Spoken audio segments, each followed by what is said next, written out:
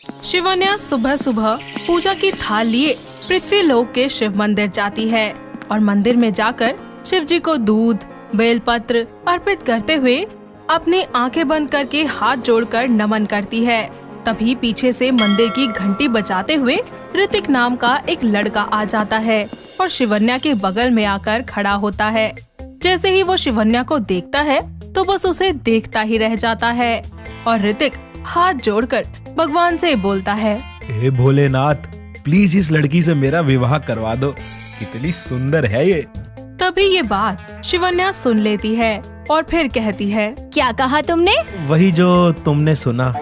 वाह, क्या कमाल की आंखें हैं तुम्हारी। अजीब पागल हो तुम। पागल तो हूँ यार, वो क्या है ना, इतनी खूबसूरत लड़की को देखकर तो कोई भी पागल हो जाएगा। अच्छा जी। शिवन्या को भी मन ही मन ऋतिक अच्छा लगने लगता है और वो मुस्कुराते हुए वहाँ से जाने लगती है। ऋतिक भी उसके पीछे पीछे चलता है और चलते हुए बोलता है, अरे नाम तो बताती जाओ। शिव की पुजारन शिवन्या। और मैं तुम्हारा दीवाना ऋतिक। शिवन्या अपने घर नागलोक जाने लगती है और जंगल की तरफ बढ़ जाती है।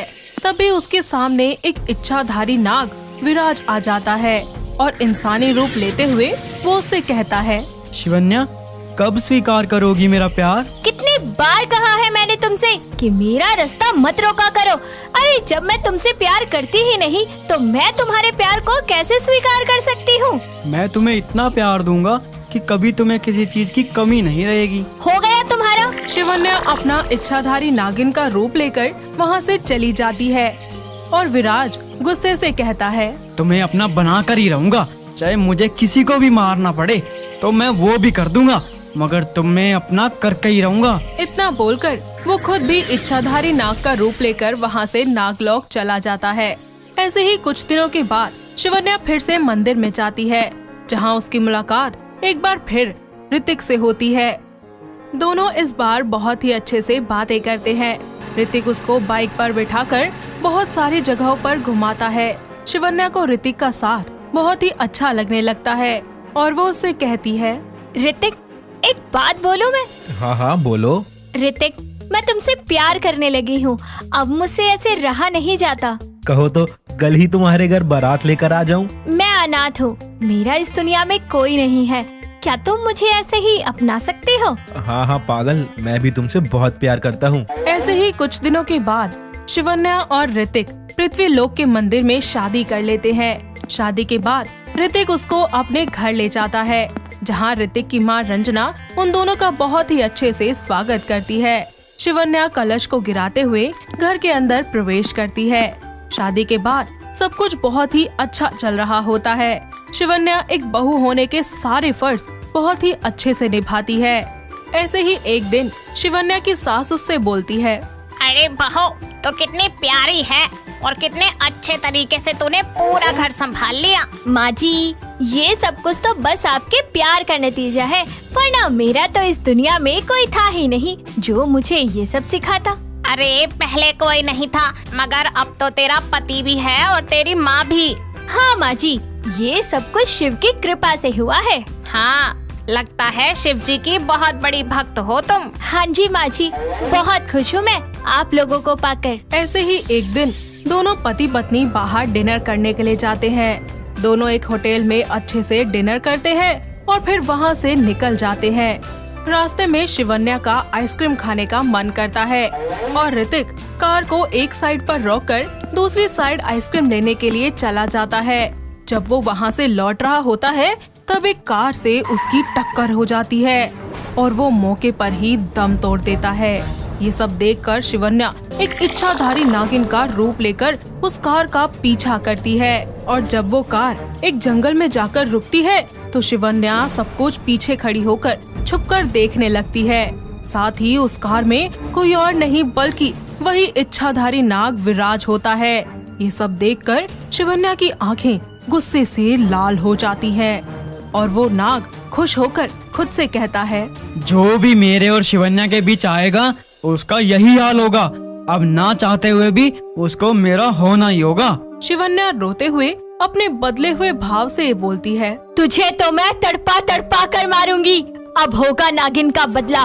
तूने मेरा सुहाग उजाड़ा ना, मैं तेरा पूरा परिवार और तुझे उजाड़ दूंगी। और इतना तो तुम जानते ही होगे कि एक इच्छाधारी नागिन कभी अपने दुश्मनों को नहीं भूलती। ऐसे ही कुछ समय बाद शिवन्या नागिन के रूप में विराज से मिलने के लिए वापस नागलोक जाती है और उससे कहती है, विराज, कहाँ हो तुम? उसकी आवाज सुनकर वो नाग वहाँ आ जाता है और दोनों अपने नाग और नागिन वाले रूप में ही एक दूसरे से बातें करने लगते हैं। ऐसे में विराज शिवन्या से बोलता है, हाँ बोलो शिवन्या, क्या हुआ?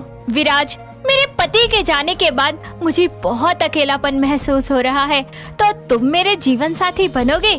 जीवन भर मेरा हाथ थामना चाहोगे? हाँ हाँ, क्यों नहीं। मैं तो तुमसे बहुत प्यार करता हूँ और चाहता हूँ हम दोनों साथ रहें हमेशा। तो तुम मुझे हमेशा के लिए अपना बना लो ना विराज। मुझे अपने परिवार में ले चलो, मैं बहुत अकेली हो गई हूँ। विराज उसे अपने गले लगा लेता है। ऐसे ही कुछ दिनों के बाद नागिन शिवजी के मंदिर में और शिव के सामने इंसानी रूप लेकर हाथ जोड़कर बैठी हुई शिवजी से कहती है, हे शिवजी, अब आप ही मेरी मदद कीजिए ताकि मैं उस ताकतवर नाग से और उसके परिवार से अपना बदला ले सकूं। उन दुष्टों ने मेरे ऋत्विक को तड़पा तड़पा कर मार डाला। अब मैं उन्हें एक एक इंसान को मारना चाहती हूँ। तभी शिवजी की मूर्ति के पास से एक रोशनी आती है। उठो शिवन्या, मैं तुम्हारी मदद करने आया हूँ। हे प्रभु, तेरी लीला अपरंपार है, मेरी मदद कीजिए। ये नागमणि है, ये मैं तुम्हें सौंप रहा हूँ।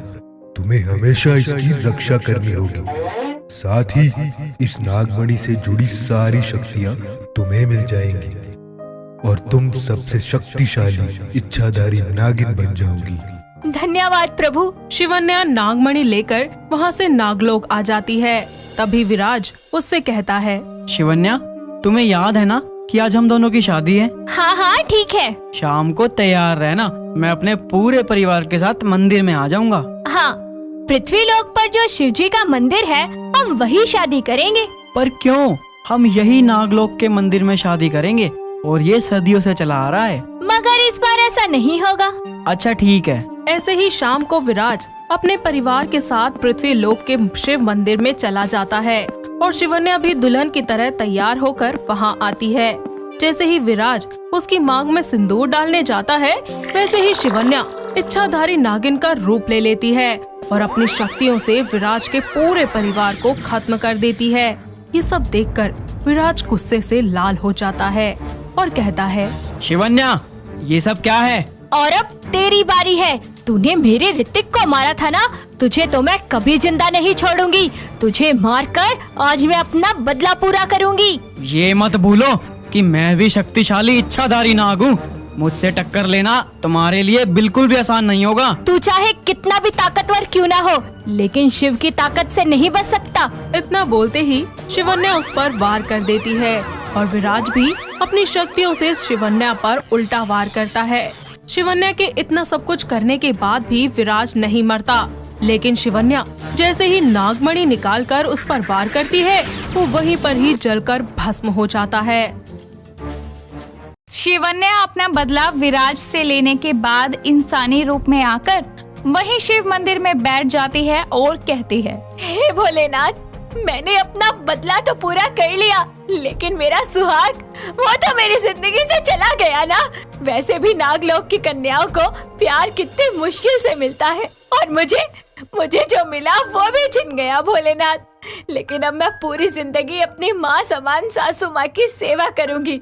मैं उन्हें ऋतिक की कमी कभी महसूस नहीं होने दूंगी। कुछ देर बाद में रात होने पर शिवन्या वहाँ से अपने घर अपनी सास रंजना के पास जाती है, जो कि अपने कमरे में आराम कर रही होती है। वो उसके पास बैठकर उसके पैर दबाने लगती है, जिसको देखकर रंजना बोलती है, अरे शिवन्या बेटा, तुम अभी तक सोई नहीं? बेटा रात हो चुकी है, जाके सो जाओ और अपना ख्याल रखो बेटा, क्योंकि मेरे पास तुम्हारे सिवा और कोई नहीं है अपना कहने के लिए। माँ जी, आप रोइए मत, ये बेटी हमेशा आपके साथ रहेगी, हमेशा आपकी सेवा करेगी। और अब तो मेरा बदला भी पूरा हो गया है। अपनी सास के पास कुछ देर बैठने के बाद में शिवन्या वहाँ से अपने कमरे में सोने के लिए चली जाती है।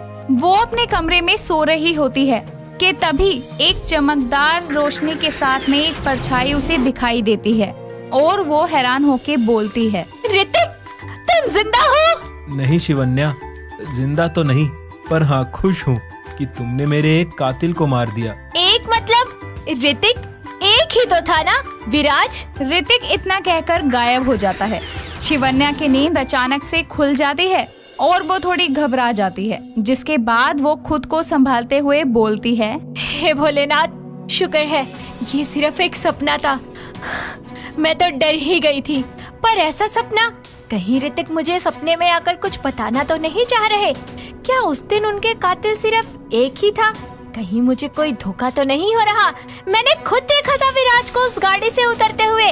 कहीं ऐसा तो नहीं कि मुझसे कुछ छूट रहा हो? शिवन्या अपने शक को दूर करने के लिए अपनी आंखें बंद करके एक्सीडेंट वाले दिन को याद करती है और गाड़ी में किसी और को देखने की कोशिश करती है, जहां उसको इस गाड़ी के अंदर विराज के अलावा कोई और भी दिखाई देता है, जिसको देखकर शिवन्या दंग रह जाती है और कहती है, आरव? मतलब उस दिन विराज के साथ आरव भी था? आरव ऋतिक का चचेरा भाई था। सच्चाई जानने के बाद में शिवन्या को बहुत गुस्सा आता है और वो बिस्तर से उठ के खड़ी हो जाती है। इसके बाद में वो अपना नागिन रूप धारण करती है और गुस्से में बोलती है, आरव, तुमने अपने ही भाई के खून में विराज का साथ दिया। मैं तुम्हें कभी नहीं छोड़ूंगी। मेरे बदले की आग में तुम भी खाक हो जाओगे। तुमने मेरे प्यार को मारा है ना, अब तुम्हारी मौत भी तय है मेरे हाथों। ये एक नागिन का वादा है खुद से। कुछ समय यूं ही बीत जाता है और आखिरकार वो दिन आ जाता है जिसका शिवन्या को इंतजार था। आरव रंजना से मिलने घर आता है। रंजना को देखकर वो उससे बात कर रहा होता है कि तभी वहाँ आंखों में गुस्सा और मुंह पर मिठास लिए शिवन्या आती है, जिसको देखकर आरव कहता है, अरे भाभी, कैसी हो आप? बड़ी माँ तो आपकी बहुत तारीफ कर रही है कि आप कैसे उनका दिन रात ख्याल रखती हो, वरना भैया की मौत के बाद तो माँ ज्यादा अकेली पड़ जाती। आप क्यों नहीं आए इतने दिनों से? कहीं छुपे हुए थे क्या किसी का खून करके? अरे भाभी, क्यों छुपूंगा मैं? किसी का खून थोड़ा न किया है मैंने। वो तो काम के चक्कर में बाहर गया था, कल ही तो लौट के आया हूँ। हाँ बेटा, इसका फोन आया था पहले ही, ये बताने के लिए कि काम के सिलसिले में बाहर गया हुआ है। अच्छा, मैं जरा मंदिर होके आती हूँ, तुम दोनों अच्छे से बात करना। और शिवन्या बेटा, इसके लिए कुछ बना देना, भूखा होगा बेचारा। जी माँ जी, आप फिक्र मत कीजिए, आज तो देवर जी की सारी भूख प्यास खत्म हो जाएगी। रंजना मंदिर के लिए निकल जाती है और अब वो वक्त आ गया था जिसका नागिन को इंतजार था। थोड़ी देर बाद आरव को फोन पर उसके दोस्त का कॉल आता है और वो बालकनी में खड़ा होकर अपने दोस्त से बात करने लगता है कि तभी शिवन्या अपने नागिन रूप में उसके पीछे आके खड़ी हो जाती है। जैसे ही आरव पीछे मुड़कर शिवन्या को देखता है, वो थर थर कांपने लगता है और जमीन पर गिर पड़ता है। इसी के साथ वो घबराते हुए बोलता है, भाभी, भाभी, आप एक नागिन हो। डर तो ऐसे रहा है जैसे तुझे कुछ पता ही नहीं कि मैं एक नागिन हूँ और आज तेरा अंत मेरे हाथों तय है। नहीं भाभी, क्या कर रही हो आप? आरव का ये झूठा ड्रामा देखकर शिवन्या का गुस्सा और बढ़ जाता है और वो बोलती है, बंद कर अपना ये ढोंग कातिल। तूने मेरे ऋतिक को मारा और उस विराज का साथ दिया।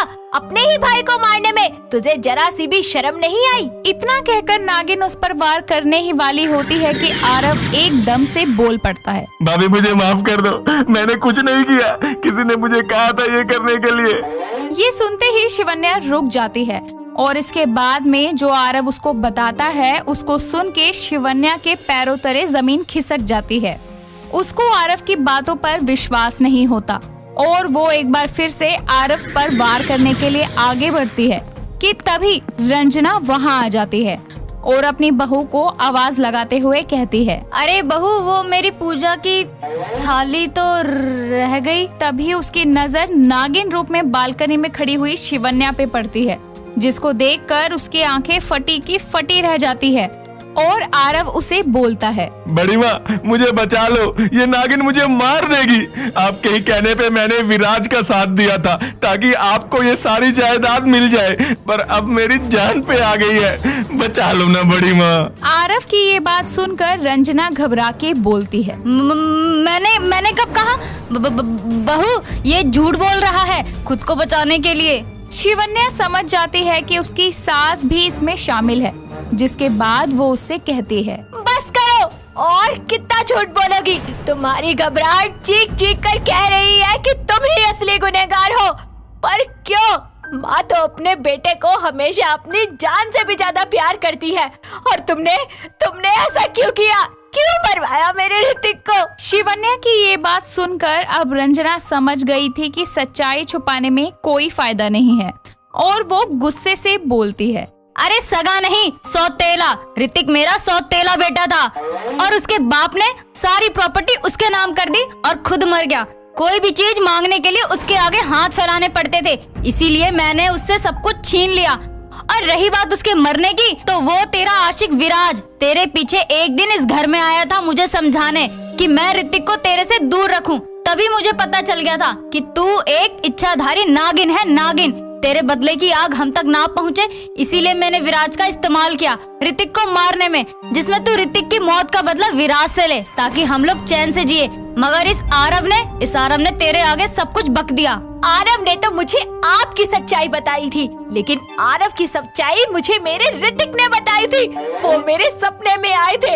आज भी उनकी आत्मा को शांति नहीं मिली है, सिर्फ और सिर्फ आप लोगों की वजह से। वो आज भी इसी लोक में भटक रहे हैं, और तब से ही मैं तुम्हारा इंतजार कर रही थी कि कब तुम खुद चलकर अपनी मौत के पास आओगे। अरे मरने के बाद भी चैन नहीं मिला क्या उसको, जो तेरे सपनों में भटक रहा है? उनको तो नहीं मिला, लेकिन आपको जरूर मिल जाएगा आज। इतना कहकर शिवन्या आरव और रंजना पे वार करने ही वाली होती है कि तभी रंजना अपने चारों ओर भभूत से एक सुरक्षा कवच बना लेती है, जिससे नागिन का वार उसका कुछ नहीं बिगाड़ पाता।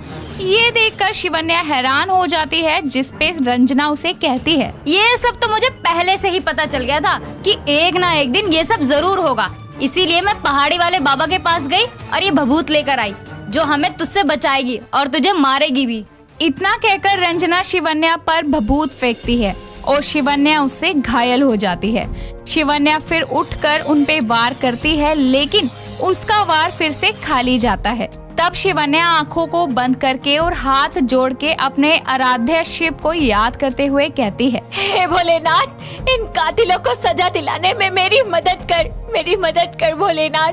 तभी एक रोशनी शिवन्या पर पड़ती है और उसकी ताकत और भी ज्यादा हो जाती है, जिसके बाद वो उन लोगों से कहती है, अब तुम्हारा अंत आ गया है। अपने बुरे कर्मों का फल भुगतने के लिए नर्क में जाओगे तुम दोनों, और यहाँ से मुक्ति दे रही हूँ तुम्हें। इतना कहकर शिवन्या अपने मुंह से आग निकालकर उन दोनों पर वार करती है, और इस बार वो सुरक्षा कवच भी उनको नहीं बचा पाता, जिससे दोनों जल के मर जाते हैं। जिसके बाद खत्म होता है नागिन का बदला। विश अपने नागलोक की सबसे सुंदर नागिन थी, जिसको एक बार इंसानों के लोक में जाना था, जिसके लिए वो एक दिन अपने छोटे भाई दिव्यांश, जिसको पूरे नागलोक में सभी लोग प्यार से नाटा कहा करते थे, उसके पास जाती है और उससे बोलती है, आज एक बार इंसान लोग होकर आते हैं, मेरा बड़ा मन कर रहा है। पागल है, मैं नहीं जा रहा। तुझे पता है ना इंसान कितने बुरे होते हैं, वो हमें देखते ही मार देंगे। इतना बोलकर वो अपनी जादू की मदद से पेड़ पर चढ़ जाता है, और कुछ ही देर के बाद विश भी उसके बगल में बैठकर उससे कहती है, अरे सारे इंसान एक जैसे थोड़ी ना होते हैं, और वैसे भी हम वहाँ भेष बदल कर जाएंगे ना, उनको क्या पता चलेगा कि हम इच्छाधारी नाग नागिन हैं। मैं नहीं जा रहा। अगर तूने एक बार फिर से कुछ बोला तो मैं पिताजी से बोल दूंगा। विश उदास हो जाती है और अपनी जादुई शक्तियों की मदद से बाहर चली जाती है और इंसानों के बारे में सोचने लगती है। तभी उसकी बड़ी बहन नागेश्वरी उसके पास आकर उससे बोलती है, ओए विश की बच्ची, कहीं तू यहाँ बैठकर फिर से उन इंसानों के बारे में तो नहीं सोचने लग गई? हाँ दीदी, मुझे लगता है कि सारे इंसान एक जैसे नहीं होते। हम सभी नाग नागिन भी तो एक जैसे नहीं हैं। वैसे उसी तरह इंसान कैसे हो सकते हैं? नागेश्वरी उसकी जिद के आगे हार जाती है और सबसे छुप छुपा कर अपना रूप बदल कर वो दोनों इंसानी लोक में चली जाती है, जहाँ वो देखती है कि हर इंसान अलग है। कोई लड़ रहा है तो कोई किसी से प्यार भरी बातें कर रहा है, कोई कुछ काम कर रहा है तो कोई कुछ और कर रहा है। जहाँ विश को इंसानों के बीच आकर बहुत ही ज्यादा अच्छा लगता है, तो वहीं दूसरी तरफ नागेश्वरी का उनके बीच में दम घुट रहा होता है। तभी नागेश्वरी अपनी बहन से बोलती है, देख लिया, कि इंसान कैसे होते हैं। अब चल यहाँ से, इससे पहले नागलोक में किसी को कुछ पता चले। चलते हैं ना दीदी थोड़ी देर में। वो देखो ना कितनी प्यारी वेशभूषा है उनकी।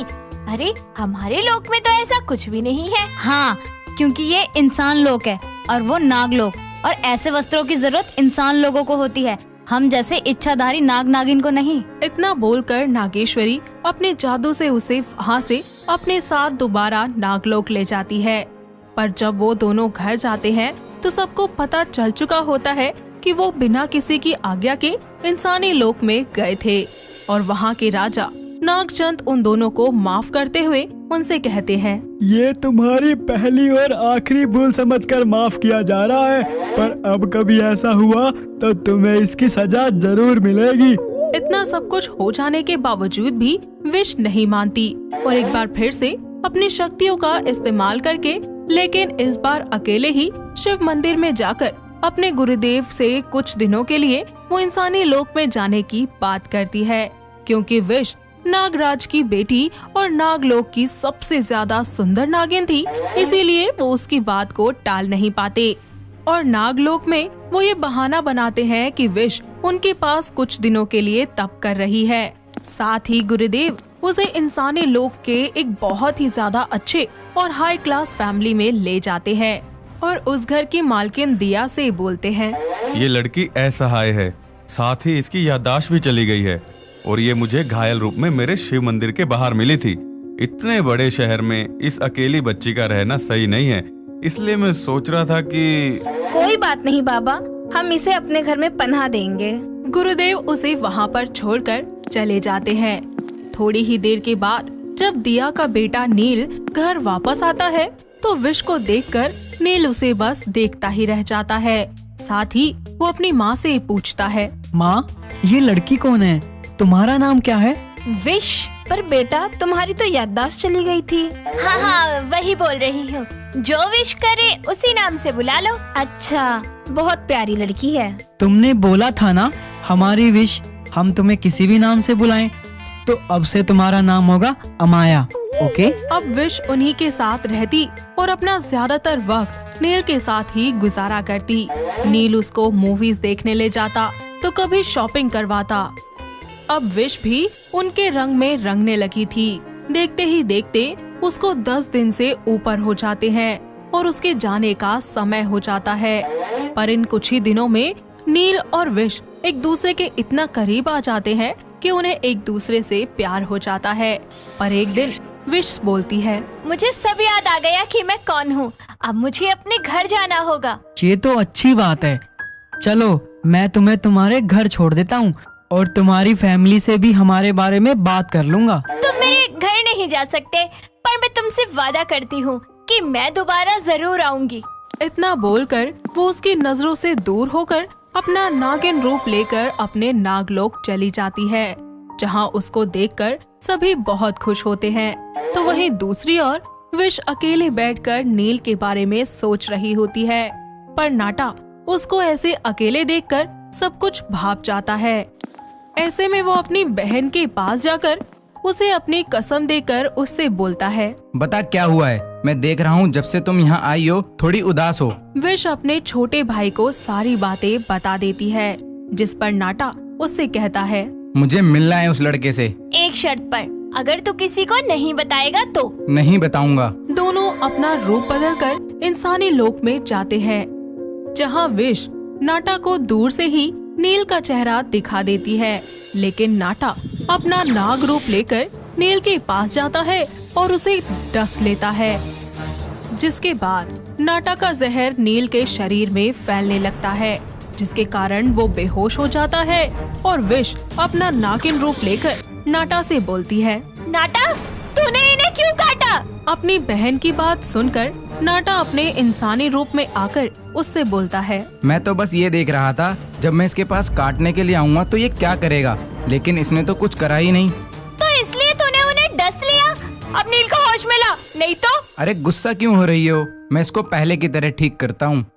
और हाँ बहन, मुझे आज नील को देखकर ये यकीन हो गया है कि सारे इंसान गंदे नहीं होते। नाटा नील को होश में ले आता है, जिसके बाद दोनों भाई बहन अपना असली रूप धारण करके वहाँ से एक बार फिर नाग लोग चले जाते हैं, जहाँ नागराज को विश की सारी सच्चाई पता चल जाती है और सजा के रूप में वो उसकी नागिन की सारी शक्तियाँ उससे छीन लेते हैं और उसे इंसान लोक में भेज दिया जाता है। पर विश को इस बात का कोई मलाल नहीं रहता। पर नील के पास जाने से पहले वो सभी नागलोक वासियों को बोलती है, हम नाग नागिन से अच्छे तो वो इंसान है। अरे अच्छा बुरा सोचने से पहले वो ये नहीं देखते कि सामने वाला उनका कौन है। अनजान हो ना, वो तब भी उसकी जान बचाते हैं, फिर चाहे वो जानवर हो या फिर कोई इंसान। और मुझे अपने नील पर पूरा भरोसा है कि मेरी सच्चाई जानने के बाद भी वो मुझे नहीं छोड़ेंगे। इतना ही घमंड है ना तुझे उस इंसान पर, तो जा उसको अपनी सच्चाई बता। अगर वो तेरी सच्चाई के साथ तुझे अपना लेता है तो हम तुझे तेरी सारी शक्तियाँ दे देंगे, साथ ही उस इंसान को भी अपना लेंगे जिसके लिए तू हमारे इस नागलोक के नियमों के खिलाफ गई है। विश नील के पास जाकर उसे अपनी सारी सच्चाई बता देती है और ये सब कुछ जानने के बाद भी नील उसे अपना लेता है, क्योंकि उसने विश से नहीं अमाया से प्यार किया था। नील का प्यार, उसकी अच्छाई देखकर पूरे नागलोक के नाग नागिनों की नजरें शर्म से नीचे झुक जाती है। साथ ही उन्हें समझ आ जाता है कि हर इंसान एक जैसा नहीं होता। नागलोक के सभी लोग उन दोनों को अपना लेते हैं और विश की सारी शक्तियाँ भी उसे वापस कर दी जाती हैं। लेकिन विश इस सब के लिए मना करते हुए कहती है, मुझे इन शक्तियों की कोई जरूरत नहीं है। मुझे बस ऐसे प्यार की जरूरत थी जो हमेशा मेरे साथ रहे, हमेशा मेरा साथ दे। और आज मेरी वो तलाश पूरी हो गई है। मुझे ये शक्तियाँ मिले चाहे ना मिले, मुझे और कुछ नहीं चाहिए सिवाय मेरे प्यार के। उस दिन के बाद विश और नील एक दूसरे से शादी कर लेते हैं और विश हमेशा हमेशा के लिए इंसानी लोक में अपने पति नील के साथ खुशी खुशी रहने लगती है। बेला दुल्हन की तरह तैयार होकर बारात का इंतजार कर रही होती है। तभी चारों तरफ शोर शराबा होता है। बेला अपने कमरे में बैठी होती है कि तभी अचानक सारा शोर शराबा बंद हो जाता है और बेला खुद से कहती है, ये सब क्या हो गया? अचानक से शोर आना बंद क्यों हो गया? जाकर देखूं। इतना बोलकर बेला नीचे जाती है। तभी उसका होने वाला पति शिवा, जिसकी पीठ में खून से लथपथ चाकू गड़ा हुआ होता है, वो वहाँ आता है और बेला की गोद में सर रखकर उससे कहता है, बेला, मेनका। इतना बोलकर शिवा वहीं दम तोड़ देता है। बेला फूट फूट कर रोने लगती है और गुस्से में मेनका का चेहरा याद करती है और कहती है, मेनका, तुम्हें मैं नहीं छोड़ूंगी। बेला शिवन्या की बेटी थी और मेनका बेला की दोस्त थी। दोनों में बहुत गहरी दोस्ती थी। ऐसे ही एक दिन नागलोक में दोनों दोस्त नागिन के अवतार में यूं ही घूम रही होती हैं। तभी बेला इंसानी रूप लेते हुए मेनका से कहती है, ए मेनका, चल पृथ्वी रॉक पर चलते हैं। मैं नहीं जा रही कहीं, अगर तुझे जाना है तो तू जा। तू भी चलेगी मेरे साथ? अच्छा ठीक है बाबा, चल। दोनों इंसानी रूप लेकर पृथ्वी लोक पर आ जाती हैं और दोनों वहाँ एक ब्यूटी पार्लर में जाती हैं। वहाँ जाकर दोनों अपना फेशियल करवाती है और इसी के साथ दोनों को बहुत सारा मेकअप का सामान भी पसंद आता है। वो दोनों अपनी शक्तियों से उस मेकअप के सामान को उड़ाते हुए ले जाती हैं। पार्लर में खड़ी लड़कियों का ये नजारा देखकर होश ही उड़ जाता है। थोड़ी देर बाद में वो दोनों फिर से गायब हो जाती हैं और कुछ देर बाद में इंसानी रूप लेकर एक पार्क में आ जाती हैं। तभी वहाँ एक शिवा नाम का लड़का आता है। जब मेनका की नजर शिवा पर पड़ती है तो वो मन ही मन में सोचती है, हाय कितना सुंदर लड़का है ये। काश ये हमारा प्रेमी होता या फिर ये एक इंसान ना होता, हमारी तरह इच्छाधारी नाग होता। अफसोस ये एक इंसान है।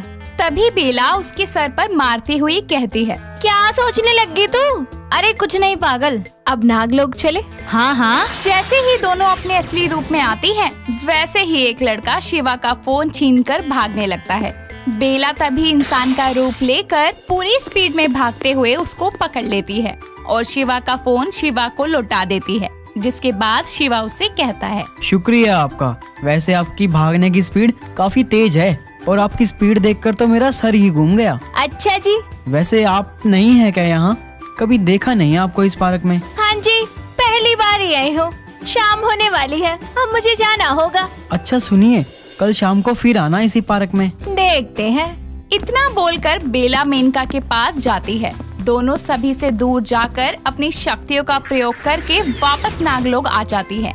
नागलोक के राजा नागराज दोनों से देर से आने का कारण पूछते हैं। बेला और मेनका, कहाँ थी अब तक आप दोनों? वो कहीं नहीं। मैं नागलोक का नागराज हूँ, मुझसे झूठ ना ही बोलो तो बेहतर होगा तुम दोनों के लिए। नागराज, सच ये है कि हम दोनों पृथ्वी लोक पर गए थे। क्या आपको पता भी है कि पृथ्वी लोक से हमारी बरसों की दुश्मनी है, और आप दोनों किससे पूछ कर गई वहाँ? हमें माफ कर दीजिए। आज हम आप दोनों को माफ कर रहे हैं, मगर ये गलती दोबारा नहीं होनी चाहिए। इस तरह दोनों वहाँ से चली जाती हैं और तभी मेनका उससे कहती है, हाँ, अब बता कहाँ गायब थी तू? क्या बताऊं तुझे मेनका, कल एक लड़का मिला था पृथ्वीलोक पर। वो मुझे इतना पसंद आ गया ना कि जब से उसे देखा है बस उसके ख्यालों से बाहर ही नहीं आ पा रही हूँ। उसने मुझे आज मिलने भी बुलाया है। वाह, इतना आगे बढ़ गई एक ही दिन में। अच्छा तो क्या करूँ, तू ही बताना। पहली बार किसी ने मेरे दिल को छुआ है। इसका मतलब कि तू उससे मिलना चाहती है? हाँ यार मैं क्या बताऊं तुझे, पसंद तो मुझे भी एक लड़का आया था। क्या आंखें थी उसकी, क्या मुस्कान थी। अब सो जा, कल मिलवाइए उससे। इतना बोलकर दोनों सो जाती हैं और अगली सुबह दोनों चुपके से उसी पार्क में जाती हैं, जहां शिवा बेला को देखकर उसके पास आता है और उससे खूब सारी बातें करता है। मेनका ये सब देखकर अंदर ही अंदर बहुत दुखी होती है, क्योंकि शिवा वही लड़का है जिसको मेनका भी अंदर ही अंदर पसंद करती है। वो उदास होकर वहाँ से चली जाती है। तभी थोड़ी देर बाद में बेला मेनका के पास आती है और कहती है, क्या हुआ मेनका? कुछ भी नहीं। तुझे मेरी कसम है, सच बता। अरे जिस लड़के को तू पसंद करती है ना, उसको मैं भी पसंद करती थी। अच्छा। हाँ, लेकिन कोई बात नहीं, तू उसके साथ खुश रह। नहीं, मैं हट जाती हूँ यहाँ से। पागल, मैं उसको पसंद करती थी, लेकिन तू उसके साथ आगे बढ़ेगी, तुझे मेरी कसम है। इतना बोलकर दोनों एक दूसरे को गले लगा लेती हैं। ऐसे ही समय बीत जाता है और शिवा बेला एक दूसरे से आए दिन मिलते रहते हैं। धीरे धीरे दोनों को एक दूसरे से प्यार हो जाता है। ऐसे ही कुछ दिन बाद दोनों शादी का फैसला करते हैं। कुछ दिन बाद में बेला शिवा को अपने साथ में नागलोक में लेकर आती है और नागराज को शिवा के बारे में बताती है। नागराज से अपनी शादी की बात तक कर लेती है तो नागराज उससे बोलते हैं, ये सब क्या है बेला? आपको पता है ना, ये नागलोक के नियम के खिलाफ है। आप एक इच्छाधारी नागिन है और आप हैं कि इंसान से शादी करने चली। मैं शिवा के बिना नहीं रह सकती। अगर आपको शिवा को ही चुनना है तो आप यहाँ से हमेशा के लिए जा सकती हैं। मैं हमेशा के लिए नागलोक छोड़ सकती हूँ, लेकिन अपने प्यार अपने शिवा को नहीं छोड़ सकती। इतना बोलकर बेला वहाँ से पृथ्वी लोक पर आ जाती है और वहाँ आके शिवा से कहती है, अब बताओ शिवा, क्या मेरी सच्चाई जानने के बाद भी तुम मुझसे शादी करोगे? हाँ पागल, तुमने मेरे लिए नागलोक छोड़ा है, तुमसे ज्यादा प्यार मुझे कोई नहीं कर सकता। इतना बोलकर दोनों एक दूसरे को हक कर लेते हैं और ऐसे ही दोनों की शादी का समय आ जाता है। बेला दुल्हन की तरह तैयार होकर एक होटल में बारात का इंतजार कर रही होती है। चारों तरफ शोर शराबा होता है। बेला अपने कमरे में बैठी होती है कि तभी अचानक से शिवा के चिल्लाने की आवाज आती है और बेला खुद से कहती है, ये सब क्या है? शिवा के चिल्लाने की आवाज। इतना बोलकर बेला नीचे जाती है।